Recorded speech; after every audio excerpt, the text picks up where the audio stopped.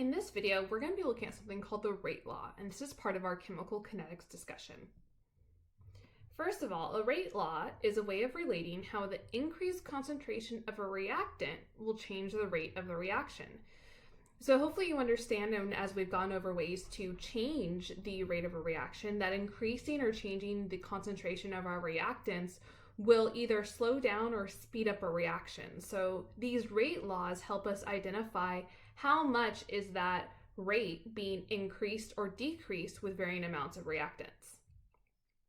Rate law can only be figured out experimentally.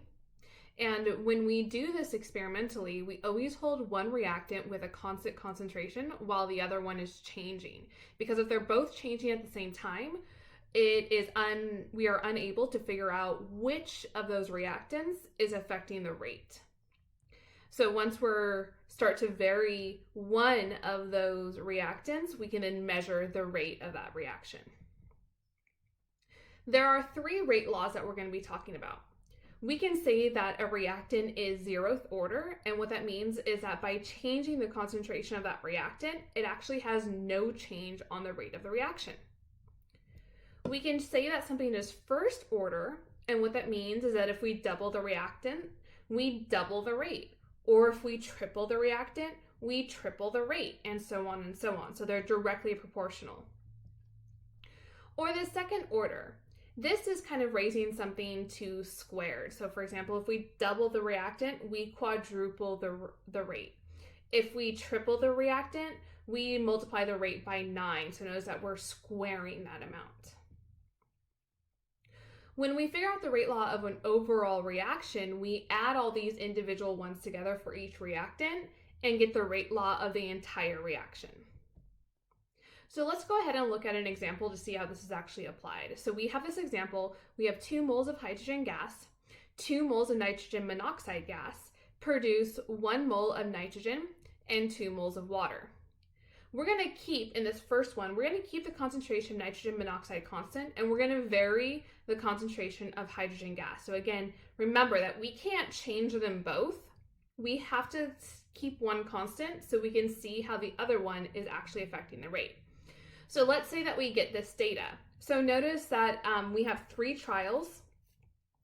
In the first column, the rate of the nitrogen monoxide is staying constant at 0.1 molar, but we are changing the concentration of the hydrogen gas. So we're going to be focusing on what's happening here. So notice that we are doubling and then tripling. Well, what's happening to my rate between here? So we double the concentration of our hydrogen gas, we double the rate. What if we triple the concentration? We triple the rate. So what that means is that this reaction, the rate of the reaction, and that symbol means that it is proportional to the concentration of hydrogen. And you can imagine that there's a little 1 as a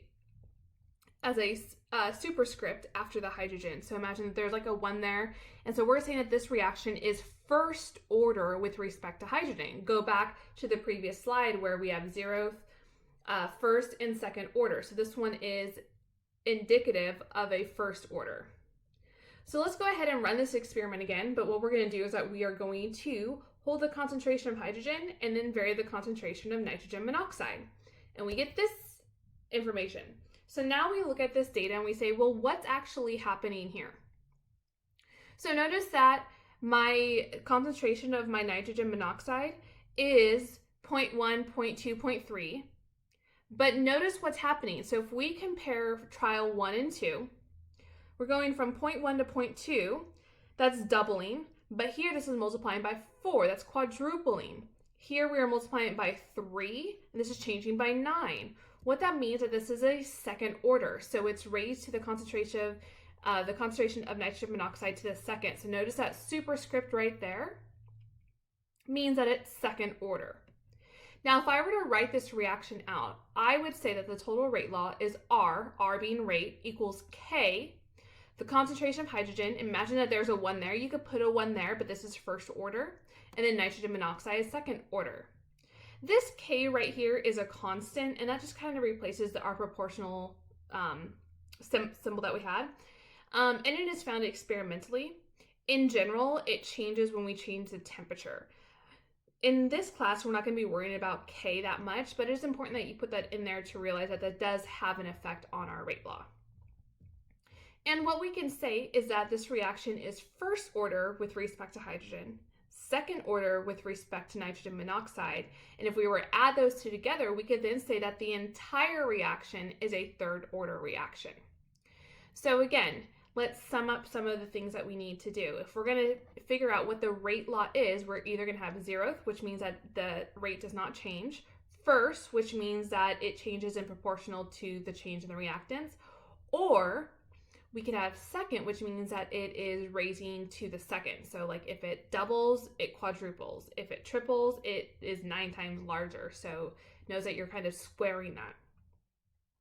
Once you do that, you want to get some data, and you want to compare where one of them is being held constant, one of the reactants, and the other one is changing. And you're going to see how the rate changes with respect to that. And then you can go ahead and you can put it into this rate law